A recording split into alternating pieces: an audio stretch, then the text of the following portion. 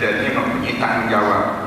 Bila kita ada tanggungjawab, terutamanya tanggungjawab kita dalam keluarga, maka di waktu kita ada tanggungjawab ini, kita mesti tunaikan tanggungjawab kita ini dengan keadaan kita tak rasa ralan ataupun tak rasa sedih untuk kehilangan harta dalam kita membelanjakan pada keluarga kita. Kerana ada di kalangan kita ni, bila sebut nafkah terhadap keluarga dia jadi berat. Tapi kalau dia nak nafkah untuk diri dia sendiri ataupun dia nak belanja orang lain, apa dalam hidup dia, tapi bila sebut keluarga, dia rasa terlampau ringan untuk diri dia, dan dia ataupun dia rasa berat untuk diri dia untuk nak melaksanakan tanggungjawab yang disebut dengan nafkah tadi. Akhirnya dia membiarkan tanggungan dia tadi dalam keadaan yang tak tahu arah tuju dalam kekeluargaan. Yang ini di antara perkara yang dosa dalam Islam.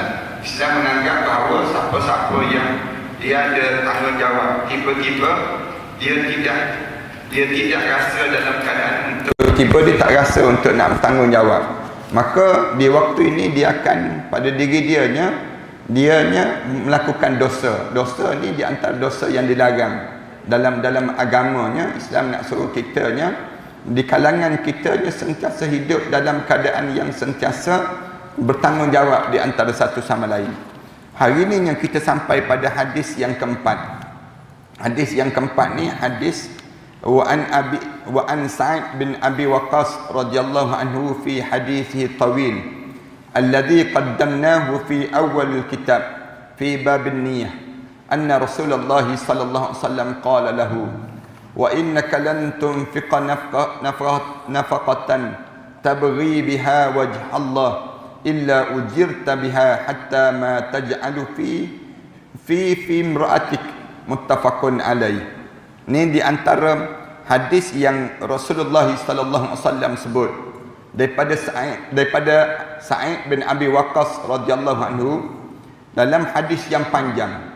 Cerita tentang daripada Sa'id bin Abi Waqqas ni hadis di awal-awal, alladzi qaddamnahu fi awalil kitab, yang telah kami mulakan dalam kitab dalam bab niat di awal-awal sebelum daripada ni. Anda rasa kita tak ingat dah kot hadis ni hadis yang panjang yang di awal-awal dalam tajuk kitab babun niyah, dalam bab yang pertama dahulu Rasulullah sallallahu alaihi wasallam sebut, di antara perkara yang Rasulullah sebutnya, hujung untuk Rasulullah sebut wa innaka lan tunfiqa nafaqatan tabghi biha wajh Allah illa ujirta biha hatta ma taj'alu fi imra'atik, muttafaqun alaih.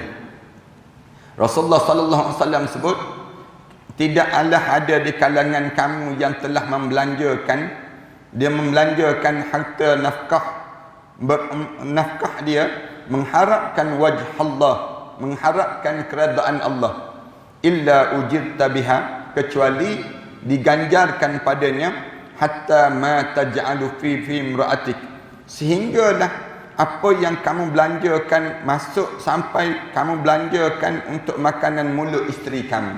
Rasulullah sallallahu alaihi wasallam sebut demikian. Maknanya mana-mana orang yang dia telah membeli barang-barang keperluan untuk anak-anak dia ataupun untuk keluarga dia ataupun untuk isteri dia, Rasulullah sebut demikian. Rasulullah sebut khusus untuk isteri ni. Kata Rasulullah, semuanya dia dapat pahala kalau dia buat itu kerana mengharapkan keredaan Allah. Itu jangan kerana nak mengharapkan selain daripada itu, tak. Tapi dia buat ni kerana Allah. Belanja, keluar duit, keluar daripada bahagian harta yang dia cari. Ni kerana apa dia keluar hadis-hadis macam ni? Jawabnya kerana orang lelaki ni bila dia cari harta benda, dia cari harta benda ni, tiba-tiba bila dia dapat harta benda tu, dia rasa bahawa bila dapat harta tu harta dia. Dia rasa macam tu. Yang menyebabkan dia tak belanja untuk isteri dia, untuk anak-anak dia. Kalau dia bagi pun bagi sikit. Dia ada perangai kedekut, dia panggil. Sayang pada harta benda. Lalu keluar hadis macam ni, hadis Rasulullah sallallahu alaihi wasallam. Rasulullah sallallahu alaihi wasallam dia nak suruh di kalangan kita ni, bila kita ada harta benda, jangan kita rasa berat untuk kita nak belanjakan harta benda kita untuk rumah tangga kita. Untuk rumah tangga. Kemudian yang kedua, dalam masa yang sama nak memenuhi keperluan kekeluargaan. Ada sampai peringkat kadang-kadang orang lelaki ni bila dia kerja, dia tahu isteri dia ni ada harta juga. Dia suruh daripada harta isteri ni untuk belanjakan rumah tangga dia. Manakala dia pula pergi enjoy. Dia pula pergi main golf misal contohnya. Dia pula pergi memenuhi hajat hobi-hobi dia. Guna harta benda dia yang didapat tadi. Manakala harta benda isteri tadi dia suruh belanjakan untuk rumah tangga. Yang ni salah. Islam larang. Islam ajar rezeki yang Allah bagi pada diri kamu gunakan untuk siapa? Untuk keluarga kamu terlebih dahulu. Sehingga Rasulullah kata, ujirta biha hatta ma taj'alu fi imra'atik. Sehingga apa yang kamu belanjakan untuk isteri kamu ataupun isteri kamu ataupun kamu dapat pahala dalam hidup kamu. Kamu jangan ingat bila kamu belanja untuk diri kamu je kamu dapat pahala, tak. Tapi kalau kamu belanja pada isteri kamu, anak-anak kamu belanjakan untuk keluarga kamu, semuanya Allah akan ganjarkan pahala-pahala untuk diri kita. Suatu kita ni kan bila tanya belanja sedekah untuk siapa yang paling baik, yas'alunaka madza yunfiqun. Mereka tanya pada kamu wahai Muhammad, nak dibelanjakan harta ni pada siapa yang terbaik? Qul ma anfaqtum min khairin falil walidain. Yang pertama, kalau kamu nak sedekah yang terbaik pada kedua ibu bapa kamu. Kemudian wal aqrabin wal yatama, baru keluar keluarga kamu yang dekat. Kemudian anak-anak yatim, baru Allah senaraikan. Yang pertama maknanya apa dia? Di kalangan keluarga kita ni, keutamaan dalam hidup kita. Dalam Al-Quran tu disebut qul ma anfaqtum min khairin, sebutlah benda yang perlu untuk kamu sedekah pada yang terbaik yang ada pada diri kamu. Pada siapa? Walil walidain, pada kedua ibu bapa kamu. Kedua ibu bapa yang terbaik.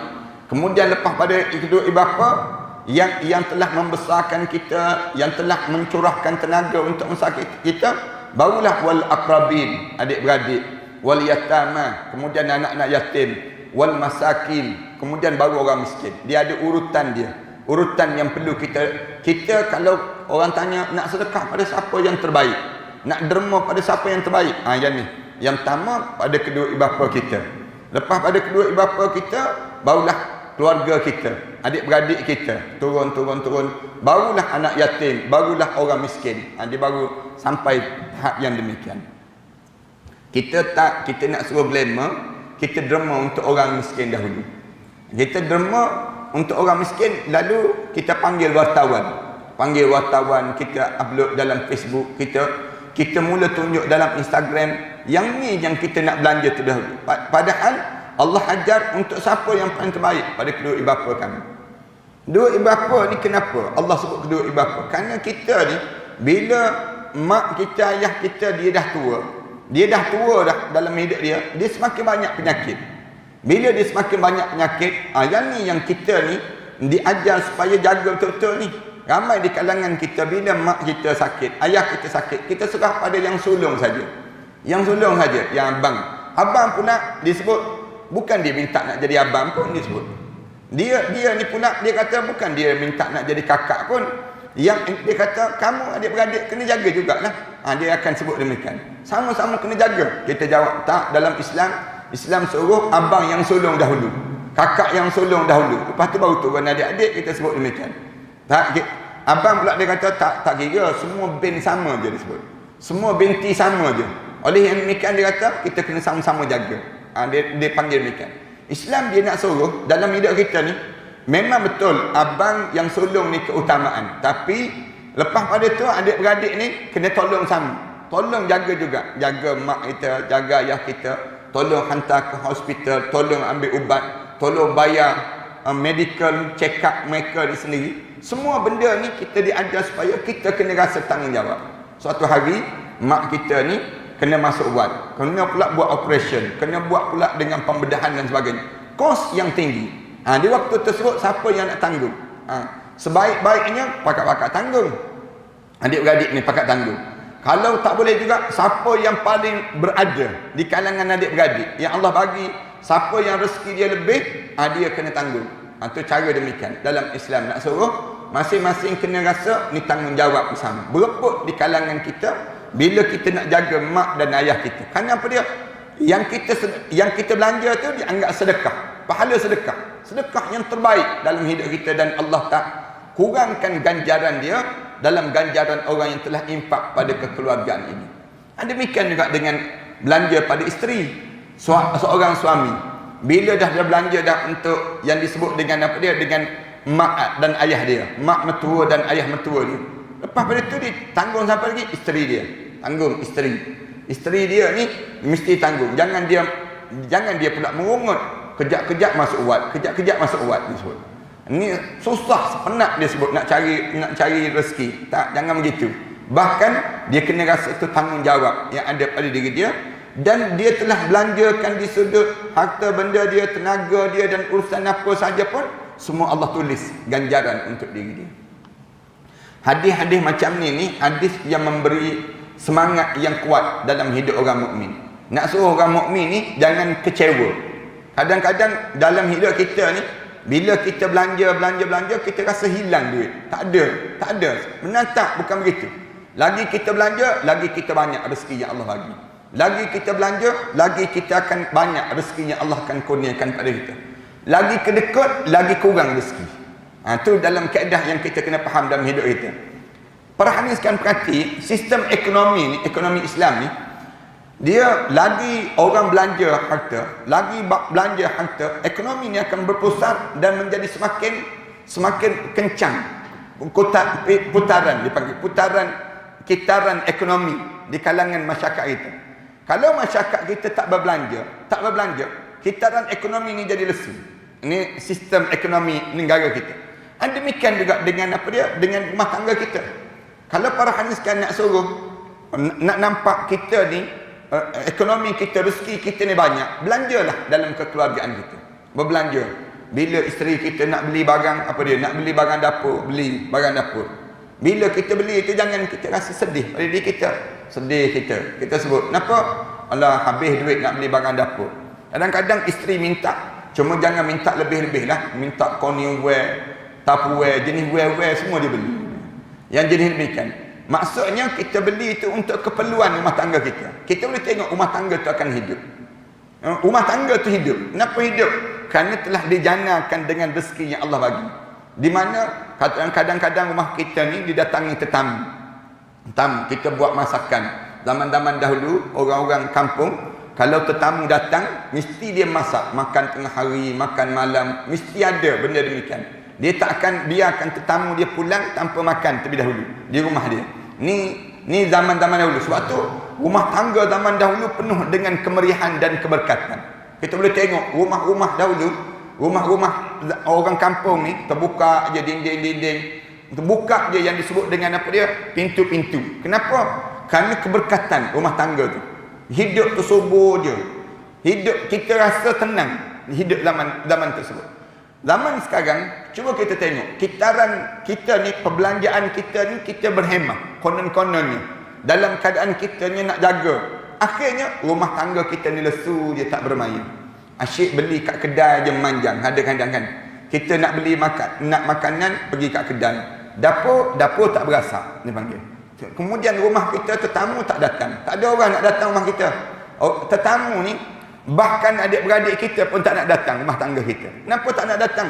Kerana rumah tangga kita ni tak adanya yang disebut dengan keberkatan dan kerahmatan. Belanja tu kurang. Kita ni tak subur. Kadang-kadang adik-beradik di kalangan kita ni, anak-anak saudara kita pun tak nak datang. Dia tahu dah kalau datang rumah kita ni, buah dehem tak keluar-keluar air. Yang jenis demikian. Kita ni, kerana apa dia? Kerana kita ni kedekut. Jangan begitu. Dalam hidup kita. Bila kita ni banyak membelanja, rumah tangga kita ni akan penuh dengan keberkatan. Allah akan jadikan kebaikan. Sebab tu kalau kita perhati zaman dahulu, dia boleh hajak jiran sebelah rumah dia tu. Tengah hari nanti makan rumah saya ya, disebut. Kadang-kadang malam tu dia bagi tahu pada rumah jiran. Malam nanti makan rumah ya, sembelih ayam, disebut demikian. Sembelih ayam tu, Nak bagi tahu habis satu kampung kalau boleh. Nak bagi tahu tentang nak masak ayam. Nak sebutnya gambaran bagaimana meriahnya satu saat yang mereka membelanjakan. Bila belanja, ekonomi ini akan tergerak. Bukan ekonomi ini tergerak, keberkatan itu datang. Satu Rasulullah sallallahu alaihi wasallam dia pesan pada mana-mana suami, mana-mana ayah, jangan kedekut dalam nak membelanjakan harta benda untuk rumah tangga masing-masing. Kerana setiap kali mana kamu belanja, Allah akan ganjarkan pahala-pahala yang banyak untuk diri kamu. Pahala-pahala ni sama ada dalam bentuk yang Allah jadikan pahala, ataupun Allah tambahkan lagi keberkatan dalam kekeluargaan masing-masing. Kita ni kadang-kadang kedekut di kalangan kita. Bila kedekut, Allah jadikan susahlah rezeki kita. Susah rezeki ni bukan kita nak suruh jadi mudah tu dengan kita baca surah Al-Waqiah je.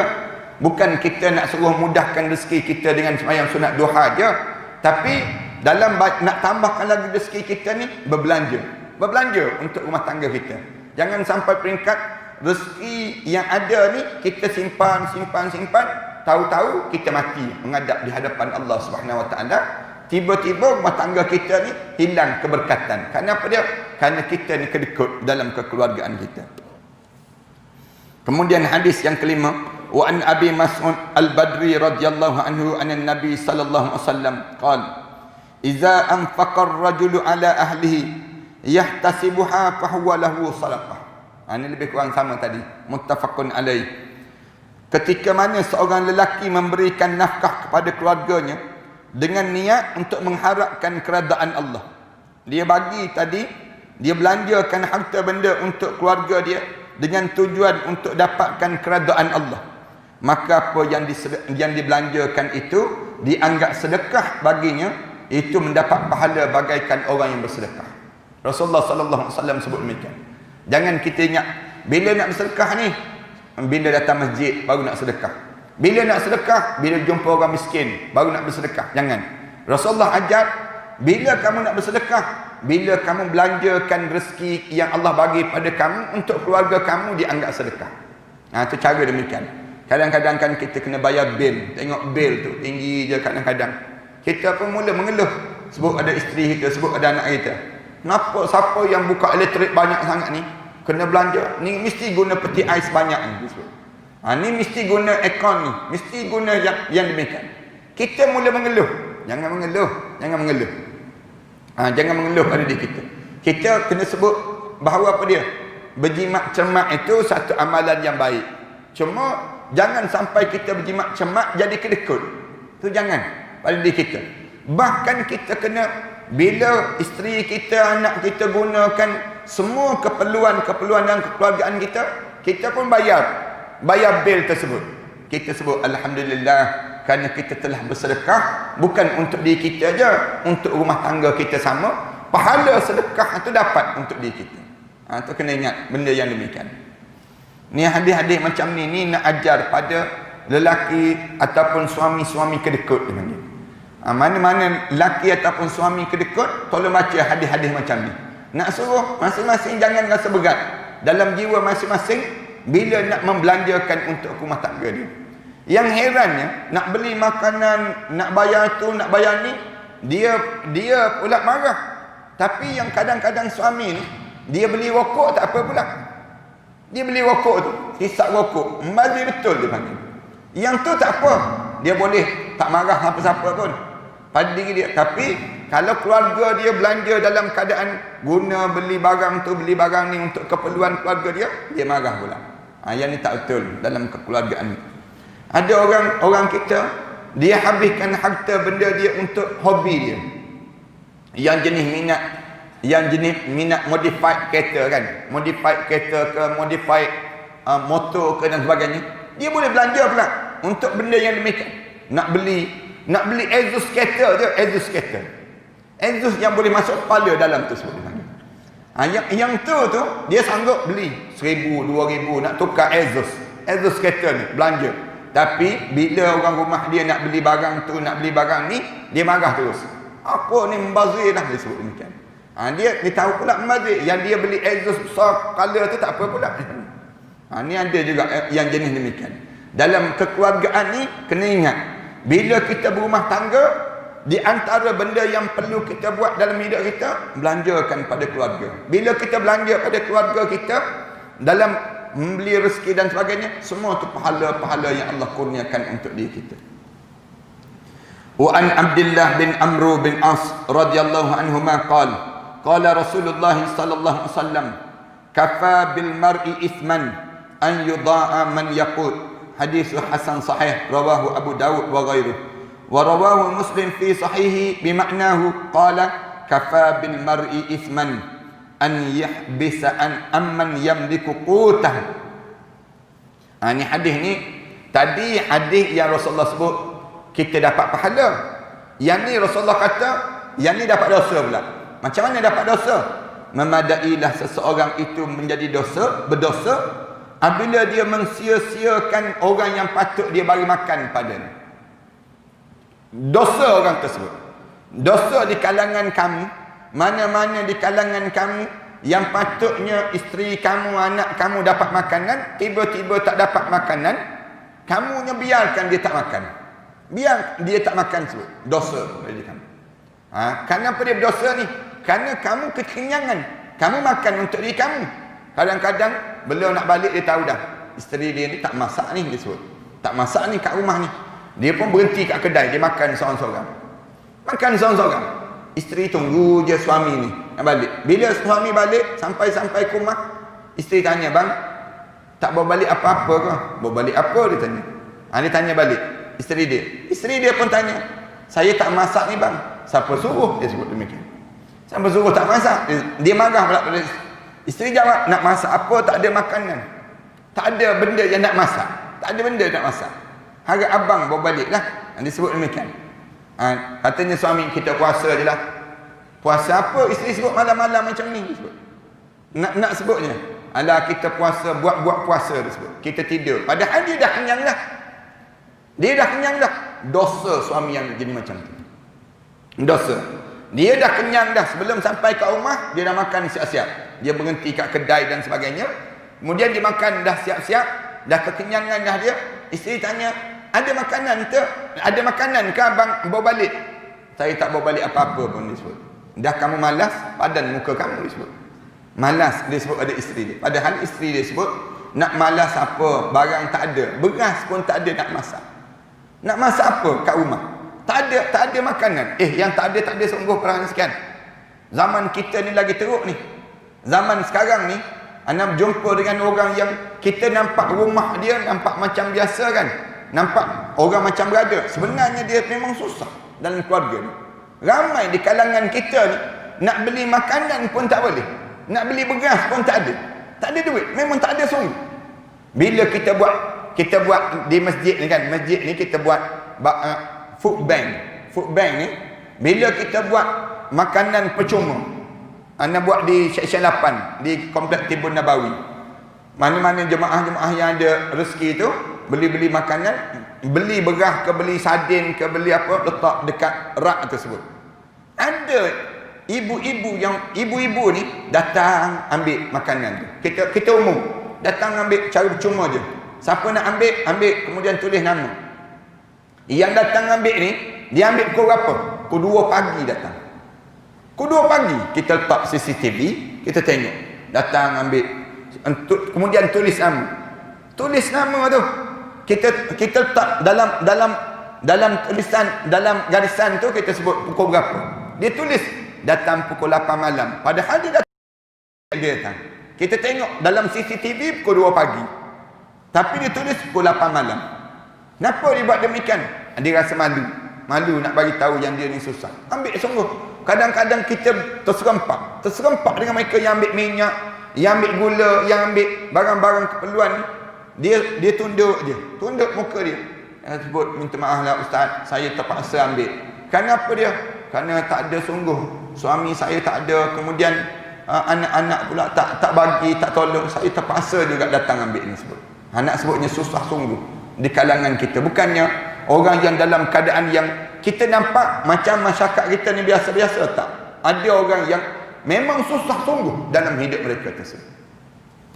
Susah ni di antara sebabnya kerana perangai sikap dia tersendiri, ataupun kerana memang bebanan ekonomi kita.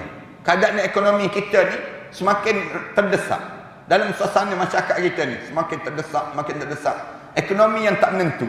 Perang di antara Amerika dengan China ni, perang dagangan di antara dua negara ni menyebabkan terkesan pada kita ni sendiri. Perang ni semua ni membawa kesan yang semakin buruk dipanggil. Bukan semakin baik, tak. Bahkan kita ni, kita boleh rasa bagaimana bebanan kekuatan ekonomi orang kita ni. Cuba tanya bank-bank, cuba tanya yang disebut dengan pegawai-pegawai kerajaan. Kebanyakan di kalangan kita, orang Melayu kita ni menghadapi suasana tekanan ekonomi yang teruk di kalangan kita. Tanya restoran-restoran, kedai-kedai restoran, kedai-kedai makan, kedai-kedai runcit dan sebagainya. Kebanyakan mereka sebut ekonomi kita semakin junam, semakin teruk sekarang. Orang yang berniaga dia tahulah. Orang yang terlibat dengan pegawai bank, kita tanya, ramai ke orang buat loan sekarang? Oh, ramai yang bankrupt, Ustaz. Muda-muda lagi bankrupt dah. Muda-muda bankrupt. Kenapa bankrupt? Keluar-keluar tak boleh bayar. Tak boleh bayar PTPTN, tak boleh guna kad kredit. Kad kredit pula tak boleh bayar. Dah kredit manjak, hutang manjak, yang menyebabkan semakin beban. Ramai mana rumah tangga yang hancur, kekeluargaan yang bercerai-berai. Punca apa dia? Suami tak ada kerja. Akhirnya bila tak ada kerja, suami ni dimarahi oleh isteri. Isteri pula tertekan. Nak makan apa dalam keluarga yang suami tak buat kerja? Kemudian dalam keadaan tekanan gitu, akhirnya minta cerai. Cerai rumah tangga ini sendiri. Di Malaysia kita ni, setiap 15 minit sepasang pasangan bercerai. Setiap 15 minit sepasang pasangan yang bercerai. Di Malaysia kita ni, kuatnya krisis kekeluargaan. Kerana apa dia? Tekanan bebanan ekonomi ini sendiri di kalangan kita. Allahu Akbar. Kemudian ada yang kedekut, akhirnya dia tak belanja untuk rumah tangga dia. Rasulullah kata, kafa bil mar'i isman, memadailah seorang itu dapat dosa bila an yudayya man yaqut, yang dia mensia-siakan orang yang patut dibelanjakan pada keluarga dia itu sendiri. Dalam hadis yang lain, Rasulullah sallallahu alaihi wasallam sebut, kafa bil mar'i isman, memadailah bagi seorang tersebut mendapat dosa an yahbisa amman yamliku qutah, di mana dia menghalang daripada orang yang patut mendapat rezeki dalam keluarga dia tak bagi pada keluarga dia. Dosa dia. Tak bagi nafkah, senang ceritanya. Tak bagi nafkah, memadailah kamu dianggap dosa bila kamu tak memberi nafkah dalam keluarga kamu. Dosa terus. Pada diri kamu dipanggil demikian. Dosa-dosa ni tak semestinya mencuri, tak semestinya minum arak saja, tak semesti yang tu saja, tidak. Tapi dosa ni bila kamu tidak memberi nafkah yang sepatutnya pada siapa yang patut kamu bagi nafkah. Dengan dosa. Nafkah ni sama ada kita dah bagi tahu awal perkahwinan, kita bagi tahu tiap-tiap bulan kita akan bagi sejumlah sedemikian pada isteri kita. Itu ada di kalangan kita demikian. Ada di kalangan kita dia kata, mana yang ada makan, itulah rezeki kita. Dia kata dia tak tentukan nak bagi berapa banyak. Ada orang yang dia nak bagi berapa banyak, dia sebut saya bagi 500 setiap bulan. 500 setiap bulan. Ada yang demikian. Ada pula di kalangan kita dia kata, saya tak bagi jumlah tertentu, tapi apa yang ada kita makan. Itu rezeki yang ada dalam keluarga kita. Pun isteri pun kena faham lah. Dalam keadaan begitu, ada yang jenis suami yang dia akan sebut dia nak bagi berapa banyak, nak bagi berapa banyak. Tapi bagi anak, kalau bagi macam tu dia jadi statik. Rumah tangga kita nampak tak berapa, tak menentu dia panggil. Tapi yang lebih baik, kita ni mana yang Allah bagi rezeki pada suami kita pakai makan bersama. Itu yang terbaik lah, yang sepatutnya kita dapat. Kalau dapat macam tu beruntunglah. Kalian akan jauh lebih untung daripada dibagi dalam bentuk seketul tiap-tiap bulan begitu. Yang teruk lagi, dia kata saya tak janji apa-apa. Yang teruk lagi, saya tak janji apa-apa, saya tak nak bagi apa-apa. Dia kata yang ni atas diri saya. Masa saya nak bagi, saya bagi. Masa saya tak nak bagi, kamu diam sudah, dia sebut. Yang ni bahaya. Rumah tangga yang macam ni, dia akan menyebabkan lagi teruk ekonomi di sudut kekeluargaan itu sendiri. Kemudian wa an Abi Hurairah radhiyallahu anhu anna Nabi sallallahu alaihi wasallam qala. Daripada Abi Hurairah radhiyallahu anhu, daripada Nabi sallallahu alaihi wasallam bersabda, "Ma min yaumin yusbihul abdu fihi illa malakan yanzilan fayaqulu ahaduhuma Allahumma a'ti mumfiqan khalafa wa yaqulu al-akhar Allahumma a'ti mumsikan talafa." Ni ingat betul-betul hadis ni ya. Hadis ni Rasulullah sallallahu alaihi wasallam sebut. Katanya Abu Hurairah, aku dengar daripada Nabi sallallahu alaihi wasallam bersabda, Rasulullah sebut, "Ma min yaumin," tidak ada sehari pun pada hari-hari yang kamu lalui, "yusbihul abdu," ketika mana bangun pagi saja seorang hamba, "fihi illa malakan," pada diri dia mesti turun dua orang malaikat. Salah satu malaikat ni akan turun. Setiap kita ni ada malaikat yang turun pada diri kita ni. Malaikat yang turun apa dia? Fayaqul ahaduhuma. Salah seorang ni akan baca doa macam ni. Dia akan baca doa untuk diri kita. Doa apa dia? Allahumma ati mumfiqan khalafa. Ya Allah, tambahkan lagi rezeki yang telah dibelanjakan pada keluarganya orang ini, ya Allah. Ni, ya Allah, tolong tambahkan lagi rezeki pada hamba Allah ini yang telah dia belanjakan dalam hidup dia perkara-perkara yang baik ini. Kamu tambah lagi rezeki untuk dia, ya Allah. Yang telah dia habiskan semalam, harta-harta dia telah habiskan semalam tu, ya Allah, kamu tambahkan lagi pada diri dia, ya Allah. Ini doa seorang malaikat doa. Mesti malaikat ni baca doa. Salah satu ni baca doa macam ni. Ataupun wa yaqulul akhar, katanya malaikat seorang lagi, Allahumma a'ti mumsikan talafa. Ya Allah, ya Allah, kamu satu lagi sebut, ya Allah. Kemudian yang kata lagi, ya Allah, berikanlah pada orang yang menahan hartanya enggan nafkahkan rezeki dia tersebut menjadi habis sama sekali, ya Allah. Maksudnya apa dia? Allahumma ati mumsikan talafa. Ya Allah, kamu hancur leburkanlah segala rezeki-rezeki orang yang kedekut ni, ya Allah. Maknanya kamu jangan bagi apa-apa. Biar yang dia simpan tu, ya Allah, hancur lebur, senang kita. Elok dia ada orang yang jenis kedekut. Dia simpan, dia beli makanan. Katakanlah dia beli biskut, kita buat contoh. Dia pun sorok biskut dia. Tak bagi pada anak-anak dia. Sorok bawa katil. Malaikat bangun pagi esok, malaikat baca doa. Ya Allah, hancur leburkanlah biskut yang ada tersebut, ya Allah. Jangan dia pun tak boleh makan, ya Allah. Dia tengok, tak ada dah biskut tu. Kena tarik pada tikus lah. Habis makan pada tikus lah. Maknanya apa dia? Kenapa jadi macam tu? Kerana malaikat baca doa. Malaikat baca doa. Ada orang yang jenis kedekut kan. Jenis kedekut ni, dia bawa balik durian di 24 ni. Dia bawa balik durian, dia sorok je kat bawah rumah dia. Dia sorok je. Isteri dia kata, "Bang, durian lah bang." Katanya suami dia pula, bila ada durian, kita tak pernah. Padahal dia dah beli dah, dia sorok kat bawah. Kemudian keluarga dia kata, "Bang, durian lah." Anak-anak pun bersorak-sorai dah, "Bang, durian." Dia buat tak reti je. Dia sorok ni. Lama-lama dia turun tengok hilang. Yang durian tadi. Dia pun sibuk tanya, "Kenapa hilang?" Ni jawab. Ni malaikat baca doa. Dekut sangat kamu. Bila kamu dekut sangat, dengan kamu pun tak boleh makan durian. Itu maknanya apa dia? Jangan kamu simpan. Kalau kamu simpan, malaikat baca doa untuk musnahkan harta benda kamu. Kalau kita belanja, Allah hantar malaikat baca doa. Ya Allah, tolong tambah lagi rezeki orang ni, ya Allah. Dia telah gunakan untuk keluarga dia. Dia gunakan seluruh kepada keluarga dia. Tambah lagi lah, ya Allah.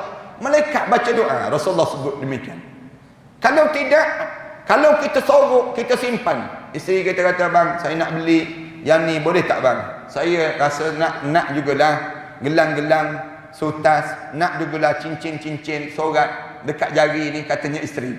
Sebut pada suami dia. "Ish," dia kata, "abang mana ada duit pun," dia jawab demikian.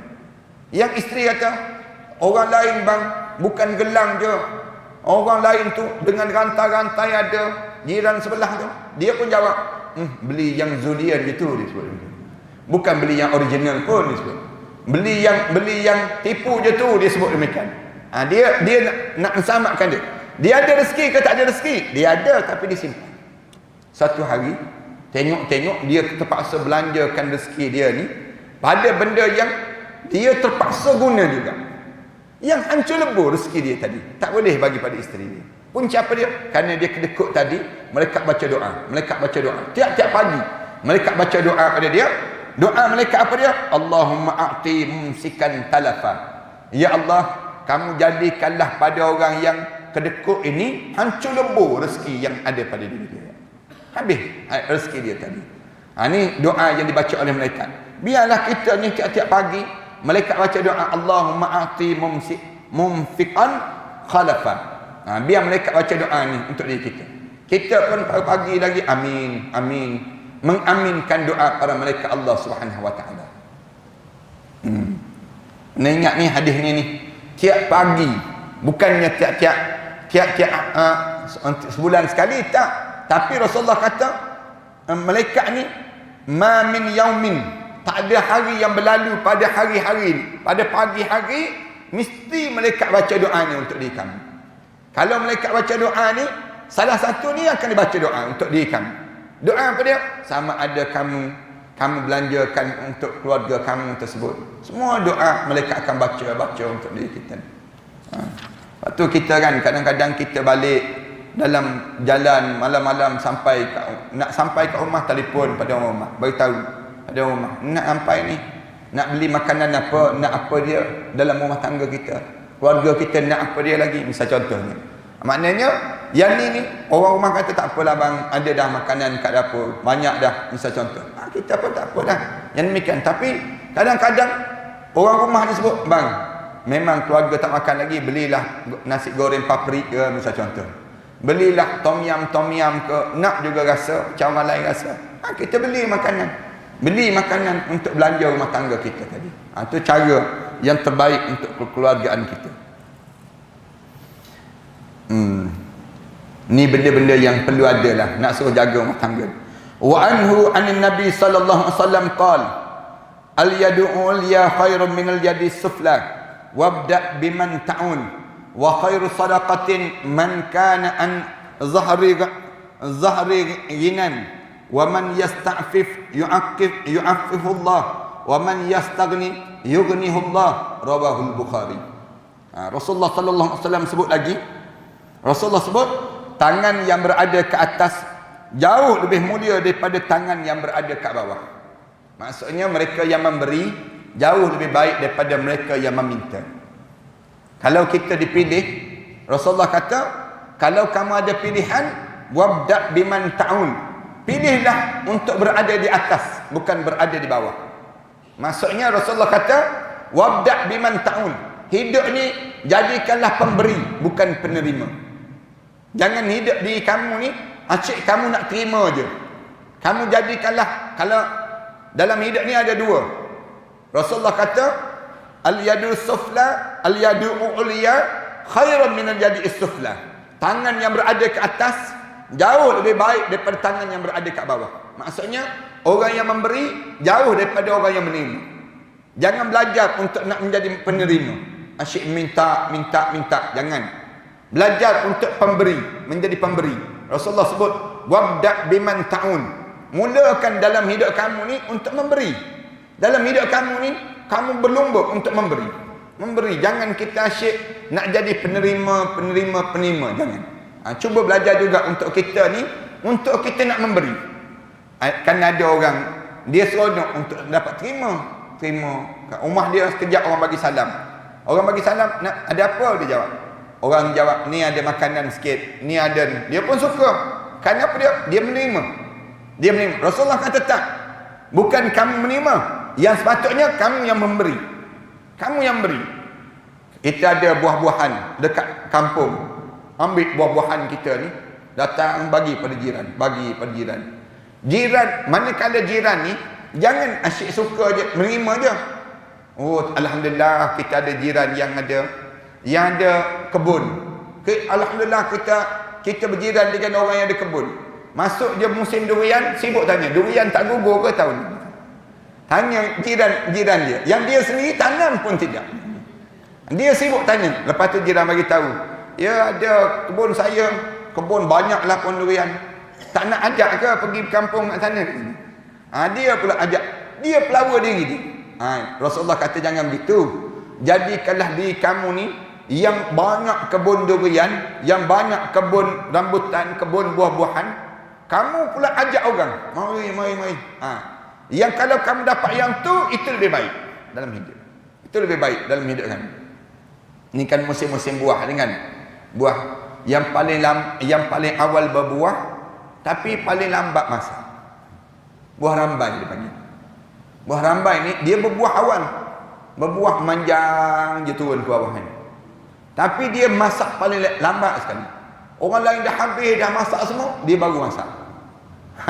Nak sebut buah rambai. Buah rambai musim-musim dekat kampung biasanya dia demikian. Ini orang-orang kampung ni dia tahulah. Buah-buah kampung dia panggil demikian. Kemudian kita pula ambil buah-buah tu bagi pada jiran-jiran kita, bagi pada sahabat-sahabat kita. Ada setengah-setengah anak pergi ke Kuala Pahang tu, di kawasan tersebut, sampai durian ni buang begitu je. Buang begitu je. Dia kata, tak ada siapa nak, tak ada orang nak kutip dia sebut. Tak ada orang nak kutip dia. Kita ni nak sebutnya dalam suasana kita ni, kita diajar supaya berada memberi lebih baik daripada kita menjadi penerima. Wabda biman ta'un. Rasulullah sebut, mulakan dengan kamu menjadi penerima, bukan kamu menjadi pemberi, bukan penerima. Wa khairu sadaqatin, dan yang sedekah yang terbaik di kalangan kamu apa dia? Maka an zahri ghinan. Mana-mana orang yang sebaik-baik sedekah ialah orang yang diberi di luar keperluan, yakni bahawa dirinya sendiri sudah cukup untuk kepentingan dan kepentingan keluarganya. Kemudian waman yasta'fif yu'affifullah. Mana-mana orang yang menahan diri dia daripada minta-minta, walaupun dia dalam keadaan dia miskin, maka Allah akan mencukupkan keperluan untuknya. Rasulullah sebut, wa khairu sadaqah man kana an zahri ghinan. Rasulullah kata, yang sedekah yang terbaik mengayakan orang-orang yang berada sekitar dengan diri kita ini, memudahkan mereka. Maknanya keluarga kita semua senang. Ini sebaik-baik kita sedekah. Sedekah pada siapa? Sedekah pada orang dekat-dekat dengan kita. Bagi pada orang dekat dengan kita. Ni yang anda nak sebut sikit kan. Kapitalis, sistem kapitalis. Dia tak nak kroni, dia tak nak kroni. Islam ada benda yang Islam suruh bagi pada kroni. Islam suruh bagi pada keluarga yang terdekat. Kroni ni ajaran yang disebut dengan Islam, dia nak suruh bagi pada keluarga yang dekat. Supaya keluarga yang dekat ni jangan sekali-kali lepas pada dia menyusahkan orang lain. Itu kaedah dalam Islam. Manakala sistem kapitalis, dia kata pada dia, kamu jangan kroni. Jangan kronism. Ya, ada benda yang tak boleh kroni, ada benda yang kena kroni. Ada benda yang kena kroni dalam Islam. Kronism ni kan, kroni ni istilah yang digunakan sebelum daripada ni. Kalau benda yang ni bagi pada kroni yang terdekat pada mereka tersebut.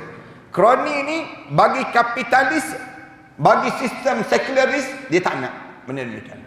Dia tak nak. Tapi Islam suruh. Ada benda yang kena kroni. Antara kena kroni pada kita ni apa dia? Sedekah. Sedekah yang terbaik untuk siapa? Bagi pada kroni yang terdekat. Rasulullah sebut demikian. Wa khairu sadaqah man kana an zahri ghinan. Rasulullah sebut, bagi pada isteri kamu, bagi pada adik-beradik kamu, bagi pada sepupu sepapak kamu. Kamu bagi pada mereka ni sendiri. Yang tak boleh kroni ni bila? Kamu ambil harta kerajaan, kamu bagi selepuk pada adik-beradik kamu. Yang tu tak boleh lah. Yang tu tak boleh. Tapi rezeki kamu, kalau rezeki kamu dah ada dah pada kamu bagi pada adik-beradik kamu. Itu cara dalam Islam. Yang dimiliki oleh kamu, yang bukan dimiliki oleh kerajaan. Yang dimiliki oleh kerajaan tak boleh. Yang dimiliki oleh kerajaan. Ni sistem Islam, dia nak suruh yang kita ada dah rezeki kita ni, kita bagi pada keluarga kita. Suruh keluarga kita ni, jangan kita je kaya, jangan kita je senang, tapi keluarga kita susah, meminta-minta, jangan. Rasulullah kata, senangkan keluarga kamu. Dah kamu senang dah, ambil rezeki kamu tu bagi pada adik-beradik kamu, bagi pada sahabat saudara mara kamu, jiran tetangga kamu. Itu yang terbaik. Bila kita ni, kita guna kepentingan orang ramai untuk adik-beradik kita, itu tak boleh lah. Islam larang, dia panggil demikian. Wa man yasta'fif yu'affifullah. Mana-mana orang yang dia boleh menahan diri dia daripada meminta-minta, Allah akan memenuhi setiap keperluan dia. Rasulullah sebut demikian. Wa man yustaghni yughnihullah. Mana-mana orang yang dia rasa kaya, cukup dengan apa yang ada di sisinya, maka Allah akan mengkayakan dengan apa yang telah dikayakan oleh Allah untuk diri dia sebelum daripada ini.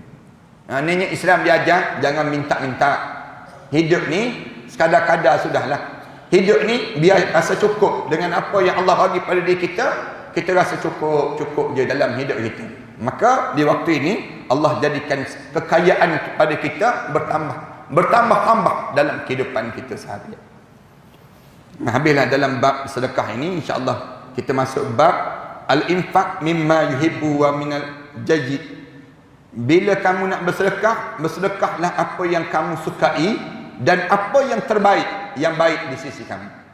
Jangan kamu bagi yang barang buruk-buruk baru nak bagi pada orang.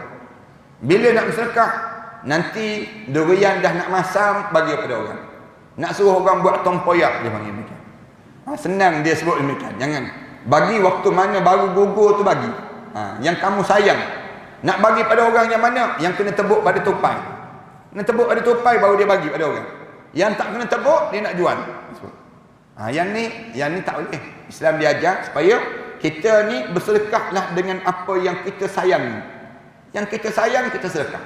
Sayang je, sedekah. Bagi. Nak suruh buang perangai dunia dalam jiwa kita, kemudian kita bagi pula pada orang dengan tujuan nak suruh tambahkan akhirat dalam jiwa kita.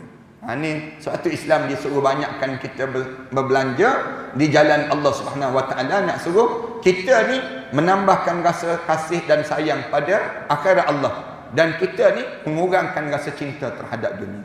InsyaAllah dalam bab yang akan datang nantilah. Kita sambung pada minggu yang akan datang nanti dalam bab ni lah, bab yang ke-37 insya-Allah. Sallallahu ala Muhammad wa ala alihi wa sahbihi wasallam. Walhamdulillahirabbil alamin. Bismillahirrahmanirrahim. Alhamdulillahirabbil alamin. Wassalatu wassalamu ala asyrafil anbiya'i wal mursalin wa ala alihi wa sahbihi ajma'in. Rabbana iftah bainana wa bain qaumina bil haqq wa anta khairul fatihin. Rabbana zalamna anfusana wa illam taghfir lana wa tarhamna lanakunanna minal khasirin. Rabbana atina fid dunya hasanah wa fil akhirati hasanah wa qina adzaban nar. Sallallahu ala Muhammad wa ala alihi wa sahbihi wasallam. Alhamdulillahirabbil alamin.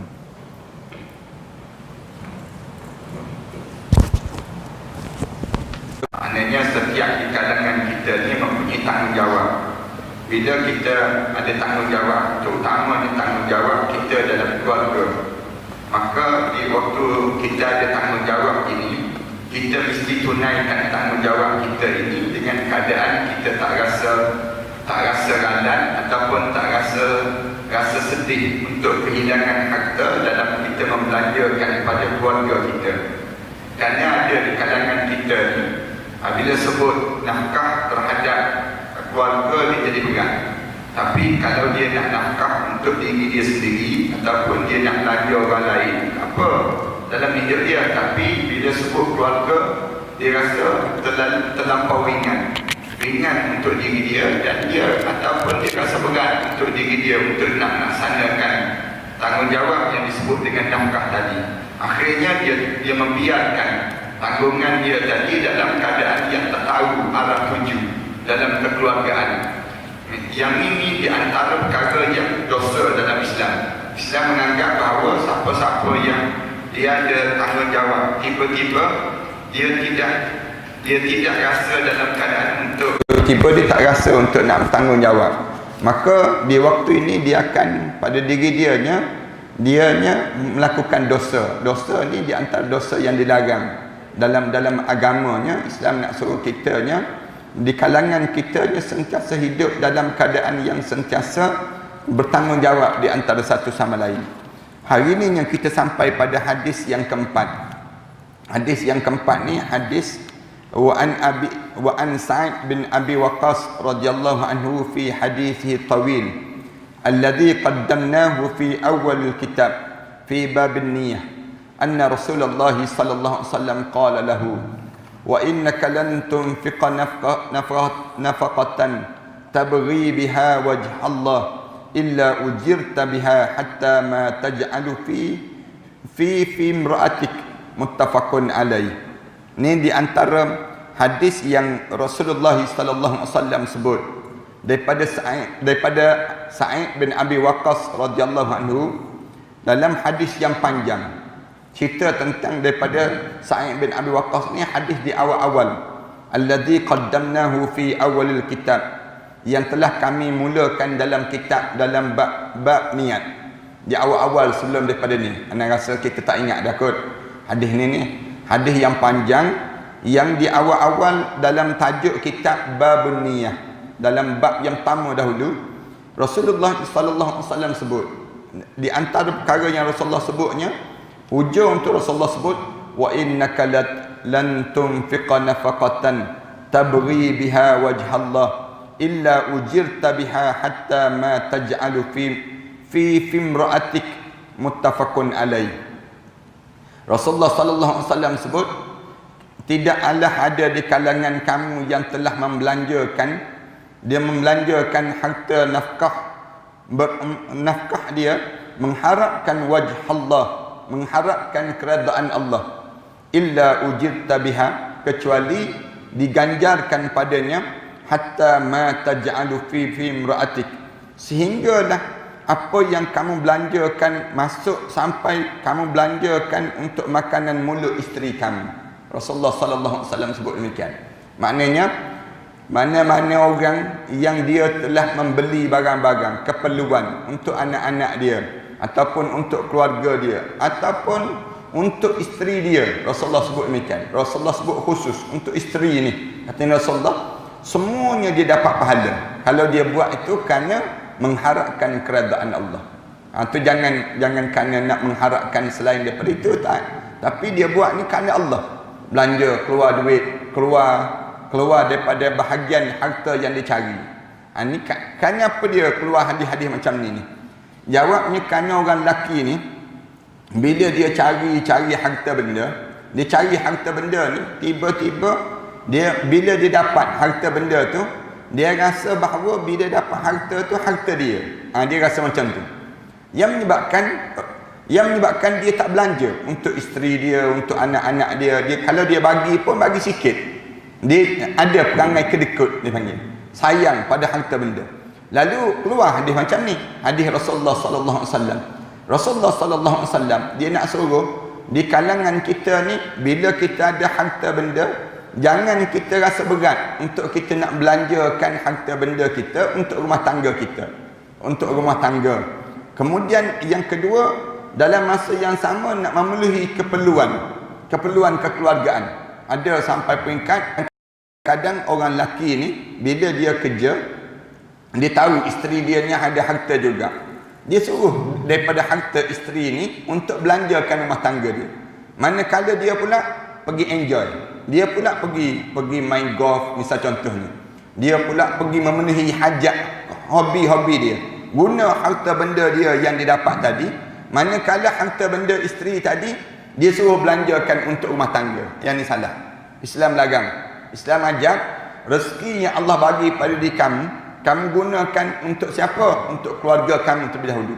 Sehingga Rasulullah kata, ujirta biha hatta ma taj'alu fi imra'atik, sehingga apa yang kamu belanjakan untuk isteri kamu ataupun isteri kamu ataupun kamu dapat pahala dalam hidup kamu. Kamu jangan ingat bila kamu belanja untuk diri kamu je kamu dapat pahala, tak. Tapi kalau kamu belanja pada isteri kamu, anak-anak kamu belanjakan untuk keluarga kamu, semuanya Allah akan ganjarkan pahala-pahala untuk diri kita. Suatu kita ni kan bila tanya belanja sedekah untuk siapa yang paling baik. Yas'alunaka madza yunfiqun. Mereka tanya pada kamu wahai Muhammad, nak dibelanjakan harta ni pada siapa yang terbaik? Qul ma anfaqtum min khairin falil walidain. Yang pertama, kalau kamu nak sedekah yang terbaik pada kedua ibu bapa kamu. Kemudian wal aqrabin wal yatama, baru keluar anak keluarga kamu yang dekat. Kemudian anak-anak yatim, baru Allah senaraikan. Yang pertama maknanya apa dia? Di kalangan keluarga kita ni, keutamaan dalam hidup kita. Dalam Al-Quran tu disebut qul ma anfaqtum min khairin, sebutlah benda yang perlu untuk kamu sedekah pada yang terbaik yang ada pada diri kamu. Pada siapa? Walil walidain, pada kedua ibu bapa kamu. Kedua ibu bapa yang terbaik. Kemudian lepas pada kedua ibu bapa yang telah membesarkan kita, yang telah mencurahkan tenaga untuk membesarkan kita, barulah wal aqrabin, adik-beradik, wal yatama, kemudian anak-anak yatim, wal masakin, kemudian baru orang miskin. Dia ada urutan dia. Urutan yang perlu kita kalau orang tanya nak sedekah pada siapa yang terbaik, nak derma pada siapa yang terbaik, yang ni. Yang pertama pada kedua ibu bapa kita. Lepas pada kedua ibu bapa kita, barulah keluarga kita, adik-beradik kita, turun, barulah anak yatim, barulah orang miskin. Dia baru sampai tahap yang demikian. Kita nak suruh glamour, kita derma untuk orang miskin dahulu. Kita derma untuk orang miskin, lalu kita panggil wartawan, kita upload dalam Facebook kita mula tunjuk dalam Instagram. Yang ni yang kita nak belanja tu dahulu. Padahal Allah ajar untuk siapa yang paling terbaik pada kedua ibu bapa kami. Dua ibu bapa ni kenapa Allah sebut kedua ibu bapa? Kerana kita ni bila mak kita, ayah kita dia dah tua dah dalam hidup dia semakin banyak penyakit. Bila dia semakin banyak penyakit, yang ni yang kita ni diajar supaya jaga betul-betul ni. Ramai di kalangan kita bila mak kita sakit, ayah kita sakit, kita serah pada yang sulung saja. Yang abang. Abang pula disebut bukan dia minta nak jadi abang pun disebut. Dia ni pula dia kata bukan dia minta nak jadi kakak pun. Yang dia kata kamu adik-beradik kena jaga jugalah. Dia akan sebut demikian. Sama-sama kena jaga. Kita jawab tak, dalam Islam suruh abang yang sulung dahulu, kakak yang sulung dahulu, lepas tu baru turun adik-adik, kita sebut demikian. Tak, abang pula dia kata tak kira, semua bin sama je disebut. Semua binti sama je. Oleh yang demikian dia kata kita kena sama-sama jaga. Dia panggil demikian. Islam dia nak suruh dalam hidup kita ni, memang betul abang yang sulung ni keutamaan, tapi lepas pada tu adik-beradik ni kena tolong sama. Tolong jaga juga, jaga mak kita, jaga ayah kita, tolong hantar ke hospital, tolong ambil ubat, tolong bayar medical check up mereka ni sendiri. Semua benda ni kita diajar supaya kita kena rasa tanggungjawab. Suatu hari mak kita ni kena masuk ward, kena pula buat operation, kena buat pula dengan pembedahan dan sebagainya. Kos yang tinggi. Di waktu tersebut siapa yang nak tanggung? Sebaik-baiknya pakak-pakak tanggung. Adik-beradik ni pakak tanggung. Kalau tak boleh juga, siapa yang paling berada di kalangan adik-beradik yang Allah bagi, siapa yang rezeki dia lebih, dia kena tanggung. Itu cara demikian. Dalam Islam nak suruh masing-masing kena rasa ni tanggungjawab bersama. Bereput di kalangan kita bila kita nak jaga mak dan ayah kita. Kerana apa dia? Yang kita belanja tu dianggap sedekah, pahala sedekah. Sedekah yang terbaik dalam hidup kita, dan Allah tak kurangkan ganjaran dia dalam ganjaran orang yang telah infak pada kekeluargaan ini. Demikian juga dengan belanja pada isteri. Seorang suami bila dah belanja dah untuk yang disebut dengan apa dia, dengan mak dan ayah dia, mak mertua dan ayah mertua dia, lepas pada tu dia tanggung siapa lagi? Isteri dia. Tanggung isteri dia ni mesti tanggung. Jangan dia pula merungut, kejap-kejap masuk wad, disebut. Ini susah, penat dia sebut nak cari rezeki. Tak, jangan begitu. Bahkan dia kena rasa itu tanggungjawab yang ada pada diri dia, dan dia telah belanjakan di sudut harta benda dia, tenaga dia dan urusan apa saja pun, semua Allah tulis ganjaran untuk diri dia. Hadis-hadis macam ni hadis yang memberi semangat yang kuat dalam hidup orang mukmin. Nak suruh orang mukmin ni jangan kecewa. Kadang-kadang dalam hidup kita ni, bila kita belanja, kita rasa hilang duit. Tak ada. Benar tak? Bukan begitu. Lagi kita belanja, lagi kita banyak rezeki yang Allah bagi. Lagi kita belanja, lagi kita akan banyak rezeki yang Allah akan kurniakan pada kita. Lagi kedekut, lagi kurang rezeki. Itu dalam kaedah yang kita kena faham dalam hidup kita. Para hadirin sekalian perhati, sistem ekonomi ni, ekonomi Islam ni, dia lagi orang belanja harta, lagi belanja harta, ekonomi ni akan berpusat dan menjadi semakin kencang. Putaran dipanggil kitaran ekonomi di kalangan masyarakat kita. Kalau masyarakat kita tak berbelanja, kitaran ekonomi ni jadi lesu. Ini sistem ekonomi negara kita. Dan demikian juga dengan dengan rumah tangga kita. Kalau para hadirin sekalian nak suruh nak nampak kita ni ekonomi kita, rezeki kita ni banyak, belanjalah dalam kekeluargaan kita. Berbelanja. Bila isteri kita nak beli barang nak beli barang dapur, beli barang dapur. Bila kita beli itu, jangan kita rasa sedih pada diri kita. Sedih kita sebut, kenapa? Alah, habis duit nak beli barang dapur. Kadang-kadang isteri minta, cuma jangan minta lebih-lebih lah. Minta corningware, tupperware, jenis ware semua dia beli. Yang jenis demikian. Maksudnya kita beli itu untuk keperluan rumah tangga kita. Kita boleh tengok rumah tangga itu akan hidup. Rumah tangga itu hidup. Kenapa hidup?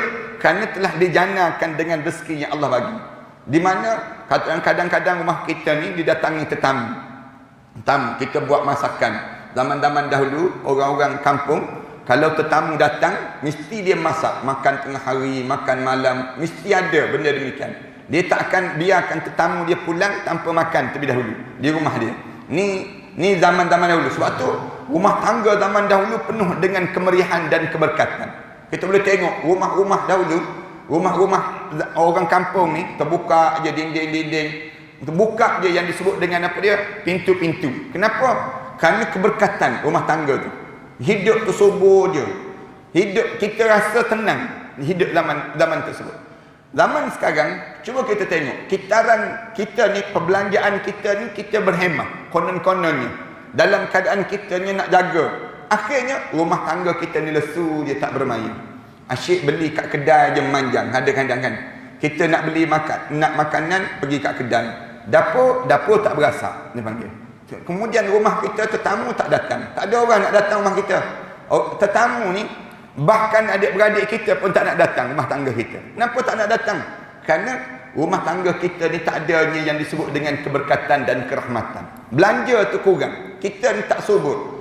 Kadang-kadang adik-beradik di kalangan kita ni, anak-anak saudara kita pun tak nak datang. Dia tahu dah kalau datang rumah kita ni, buah dehem tak keluar-keluar air dia panggil.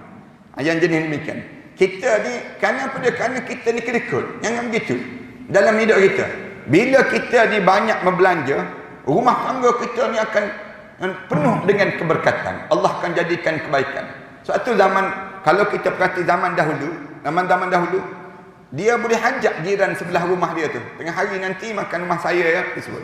Kadang-kadang malam tu dia bagi tahu pada rumah jiran. Malam nanti makan rumah ya, sembelih ayam, disebut demikian. Sembelih ayam tu nak bagi tahu habis satu kampung kalau boleh. Nak bagi tahu tentang nak masak ayam. Nak sebutnya gambaran bagaimana meriahnya satu saat yang mereka membelanjakan.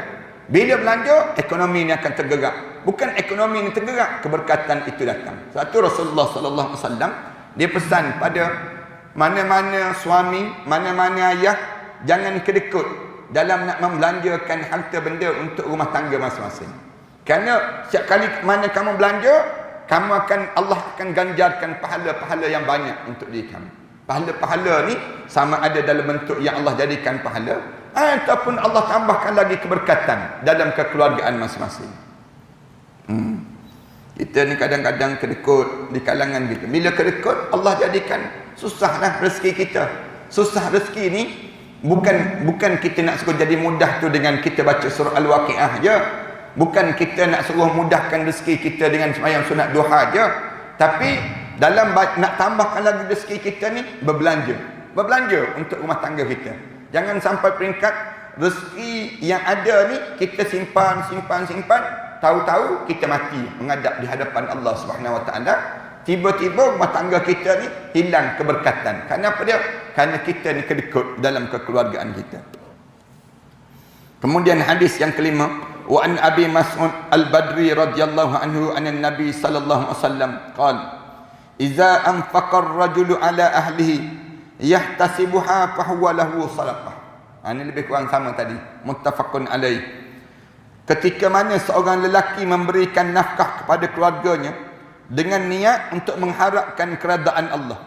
Dia bagi tadi, dia belanjakan harta benda untuk keluarga dia dengan tujuan untuk dapatkan keredaan Allah. Maka apa yang dibelanjakan itu dianggap sedekah baginya, itu mendapat pahala bagaikan orang yang bersedekah. Rasulullah sallallahu alaihi wasallam sebut demikian. Jangan kita ingat bila nak bersedekah ni, bila datang masjid baru nak sedekah. Bila nak sedekah, bila jumpa orang miskin baru nak bersedekah. Jangan. Rasulullah ajar, bila kamu nak bersedekah, bila kamu belanjakan rezeki yang Allah bagi pada kamu untuk keluarga kamu, dianggap sedekah. Itu cara demikian. Kadang-kadang kan kita kena bayar bil. Tengok bil tu tinggi je kadang-kadang. Kita pun mula mengeluh. Sebut ada isteri kita, sebut ada anak kita. Kenapa siapa yang buka elektrik banyak sangat ni kena belanja? Ni mesti guna peti ais banyak ni. Ni mesti guna aircon ni, mesti guna yang demikian. Kita mula mengeluh. Jangan mengeluh, jangan mengeluh. Jangan mengeluh pada diri kita. Kita kena sebut bahawa apa dia? Berjimat cermat itu satu amalan yang baik. Cuma jangan sampai kita berjimat cermat jadi kedekut. Tu jangan pada diri kita. Bahkan kita kena, bila isteri kita, anak kita gunakan semua keperluan dan kekeluargaan kita, kita pun bayar bil tersebut. Kita sebut alhamdulillah kerana kita telah bersedekah, bukan untuk diri kita aja, untuk rumah tangga kita sama. Pahala sedekah itu dapat untuk diri kita. Itu kena ingat benda yang demikian. Ni hadis-hadis macam ni nak ajar pada lelaki ataupun suami-suami kedekut dengan dia. Mana-mana lelaki ataupun suami kedekut, tolong baca hadis-hadis macam ni. Nak suruh masing-masing jangan rasa berat dalam jiwa masing-masing bila nak membelanjakan untuk rumah tangga dia. Yang herannya, nak beli makanan, nak bayar tu, nak bayar ni, dia pula marah. Tapi yang kadang-kadang suami ni, dia beli rokok tak apa pula. Dia beli rokok tu, hisap rokok, membazir betul dia panggil. Yang tu tak apa, dia boleh tak marah siapa-siapa pun pada diri dia. Tapi kalau keluarga dia belanja dalam keadaan guna beli barang tu, beli barang ni untuk keperluan keluarga dia, dia marah pula. Yang ni tak betul dalam kekeluargaan ni. Ada orang kita, dia habiskan harta benda dia untuk hobi dia.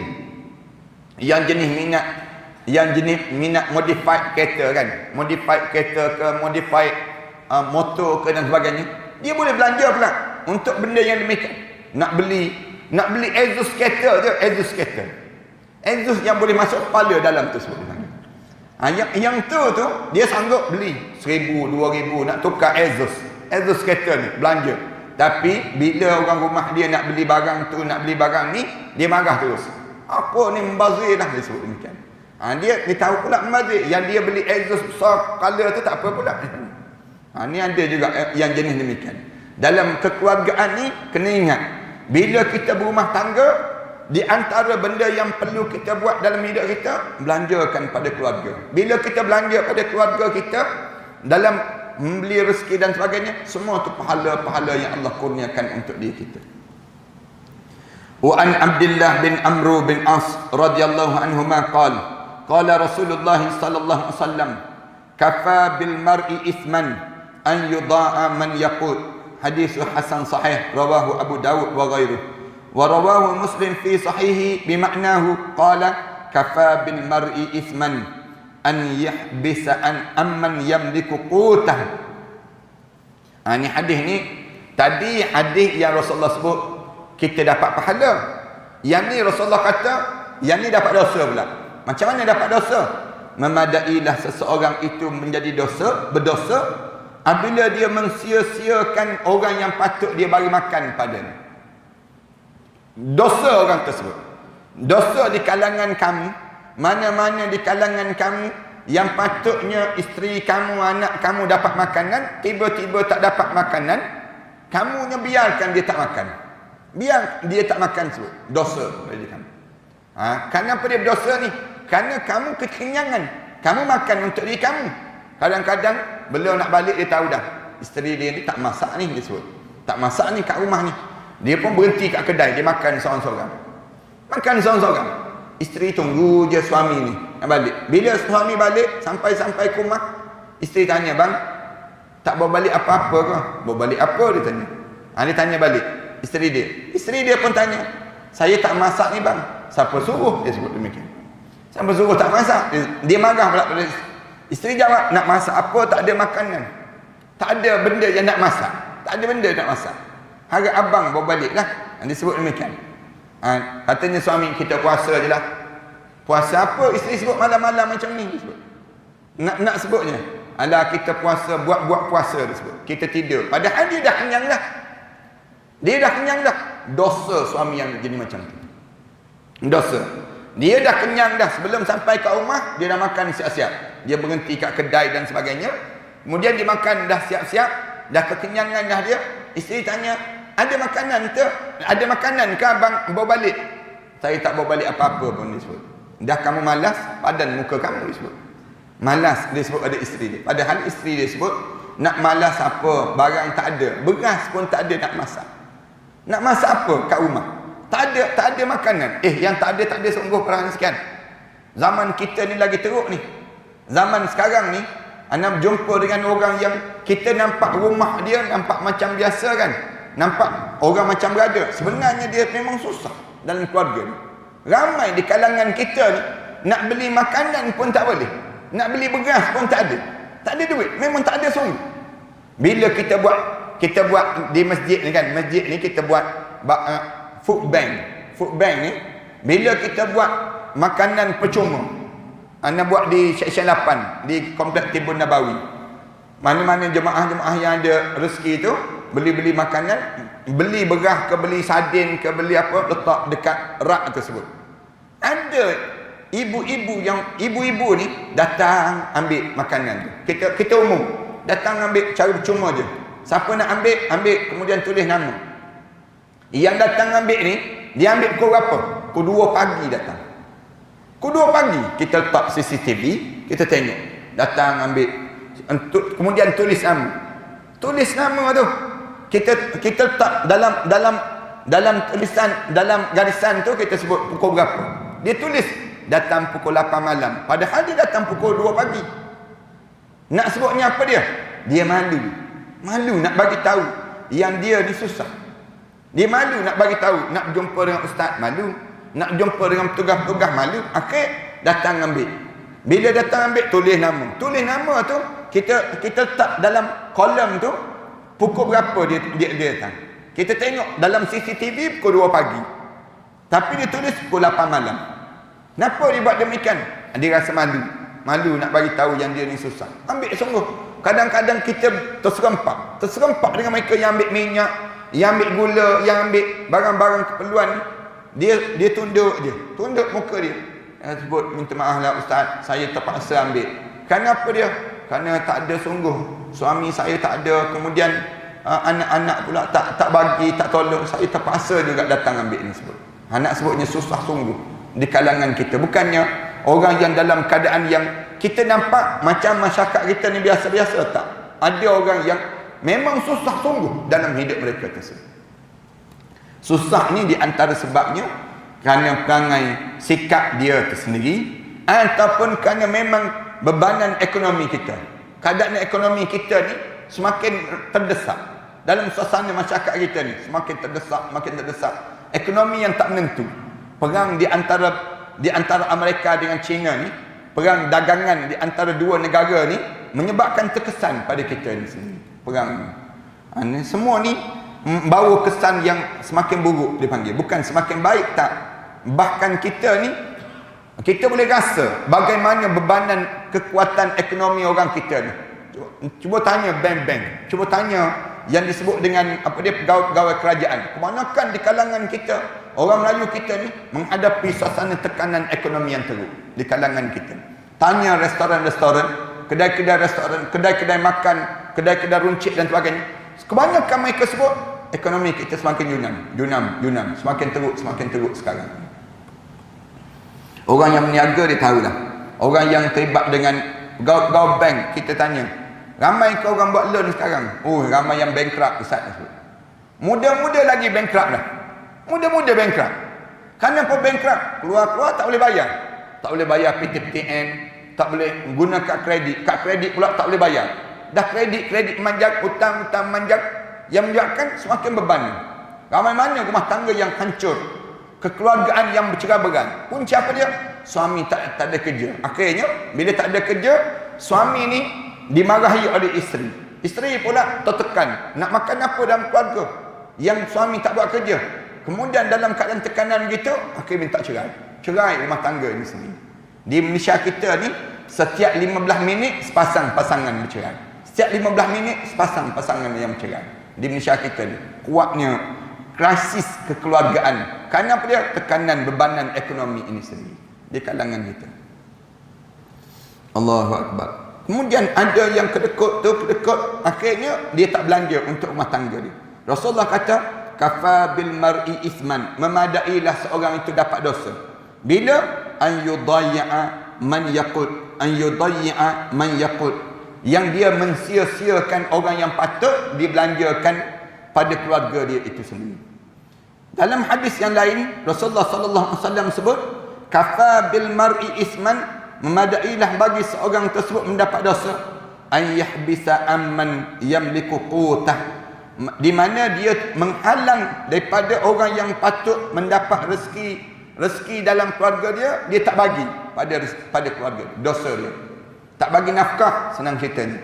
Tak bagi nafkah, memadailah kamu dianggap dosa bila kamu tak memberi nafkah dalam keluarga kamu. Dosa terus. Pada diri kamu dipanggil demikian. Dosa-dosa ni tak semestinya mencuri, tak semestinya minum arak saja, tak semesti yang tu saja, tidak. Tapi dosa ni bila kamu tidak memberi nafkah yang sepatutnya pada siapa yang patut kamu bagi nafkah. Dosa. Nafkah ni sama ada kita dah bagi tahu awal perkahwinan, kita bagi tahu tiap-tiap bulan kita akan bagi sejumlah sedemikian pada isteri kita. Itu ada di kalangan kita demikian. Ada di kalangan kita dia kata, mana yang ada makan, itulah rezeki kita. Dia kata dia tak tentukan nak bagi berapa banyak. Ada orang yang dia nak bagi berapa banyak, dia sebut saya bagi 500 setiap bulan, 500 setiap bulan. Ada yang demikian. Ada pula di kalangan kita dia kata, saya tak bagi jumlah tertentu, tapi apa yang ada kita makan. Itu rezeki yang ada dalam keluarga kita. Pun isteri pun kena faham lah. Dalam keadaan begitu, ada yang jenis suami yang dia akan sebut dia nak bagi berapa banyak, nak bagi berapa banyak.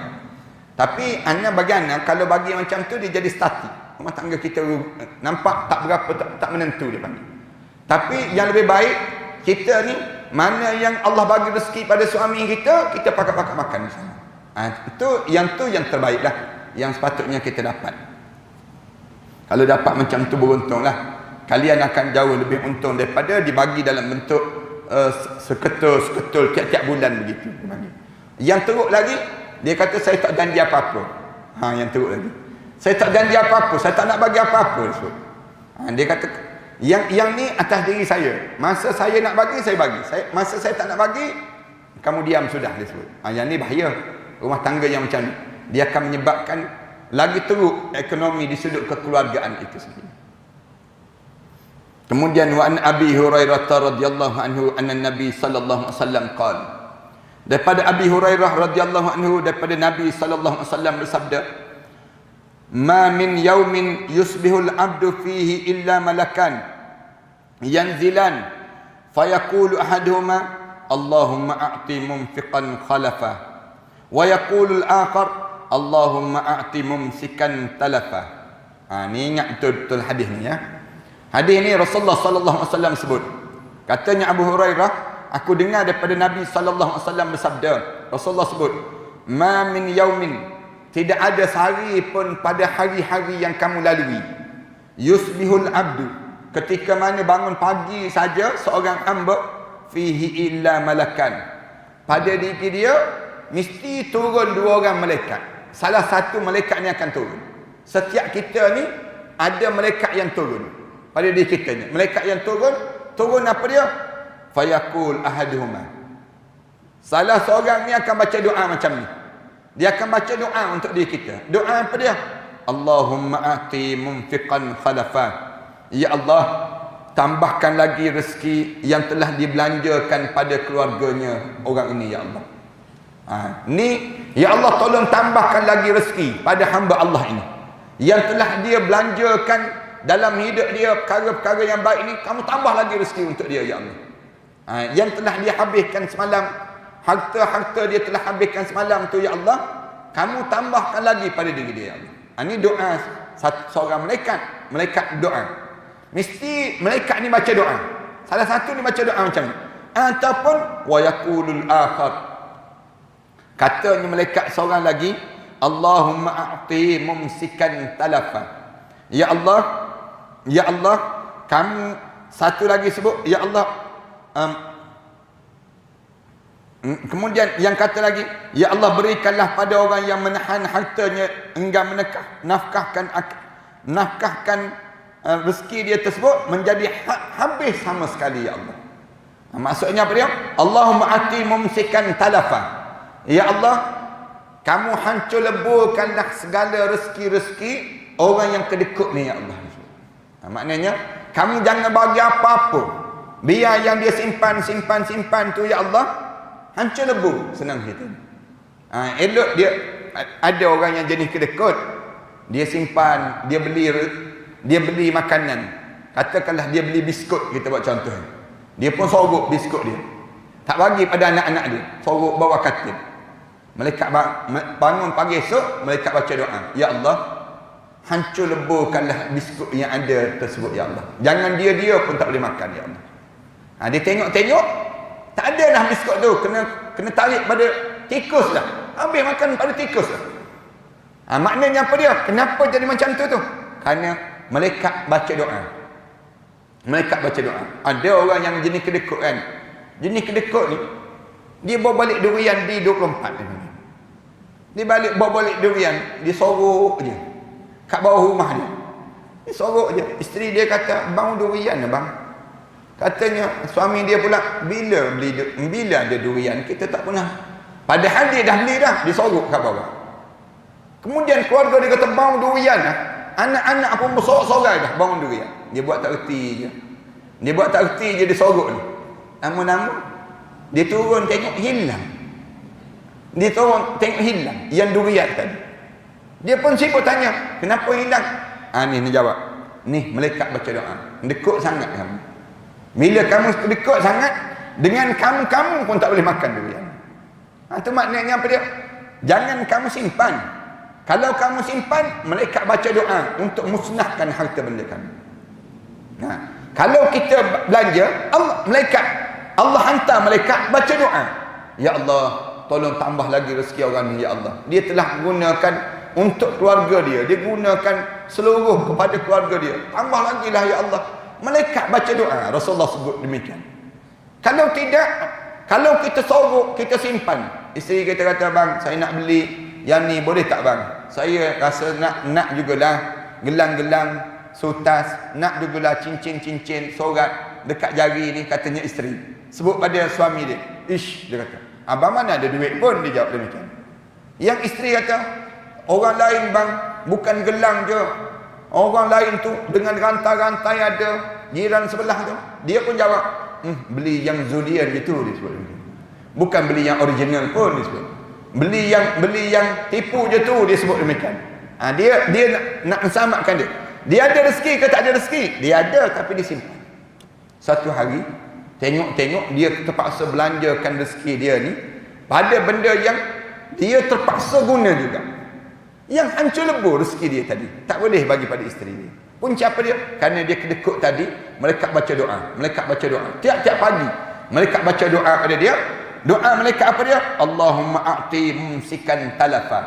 Ya Allah, kamu jadikanlah pada orang yang kedekut ini hancur lebur rezeki yang ada pada diri dia. Habis rezeki dia tadi.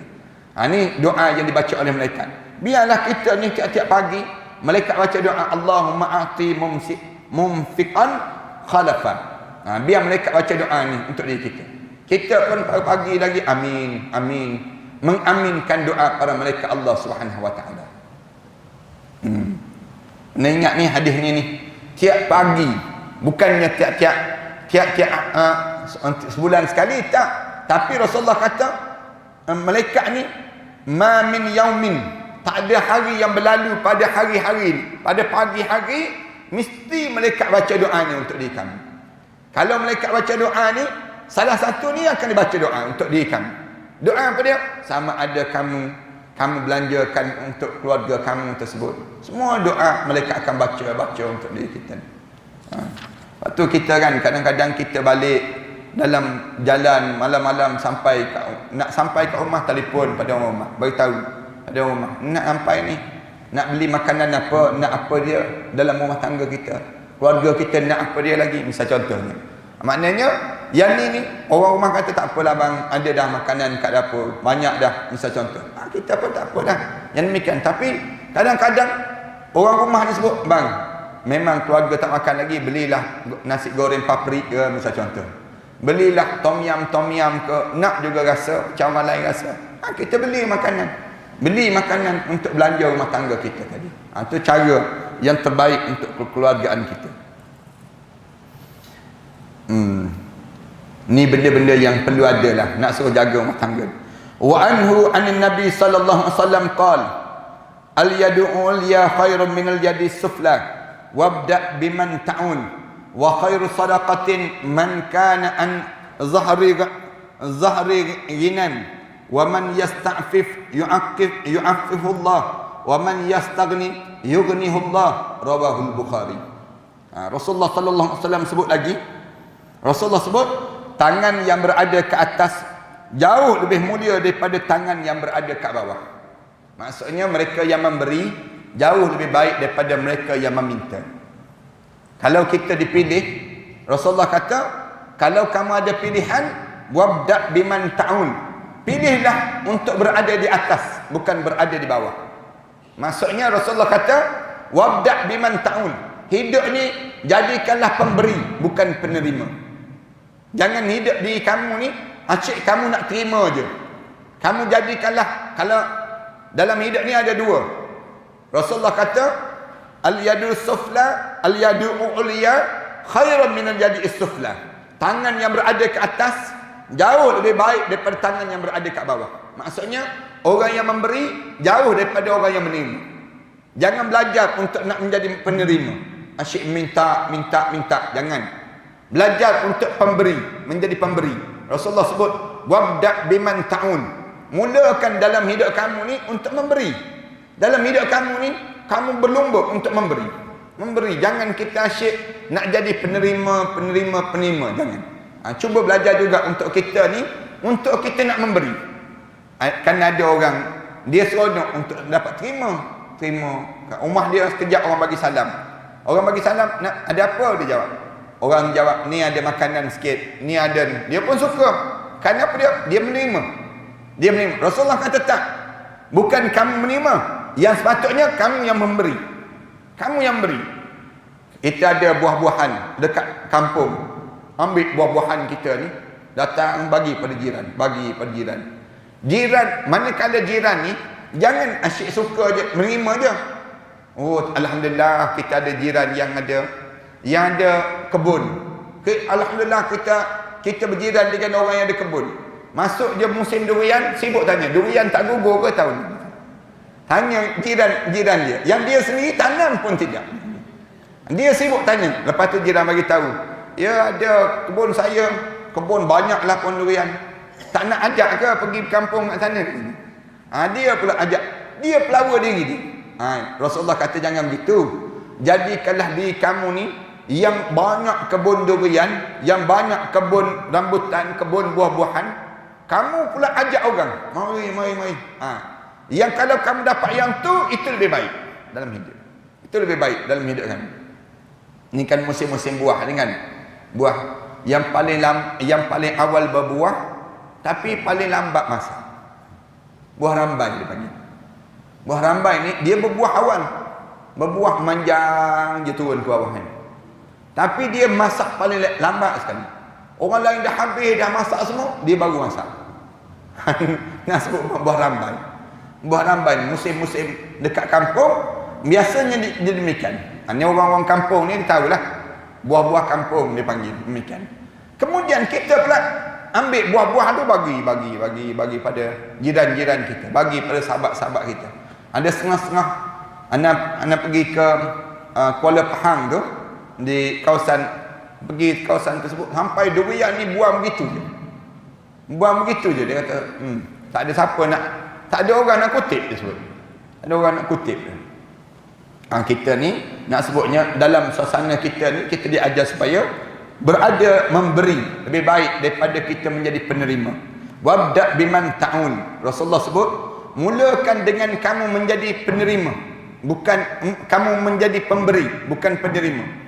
Wa khairu sadaqatin, dan yang sedekah yang terbaik di kalangan kamu apa dia? Maka an zahri ghinan.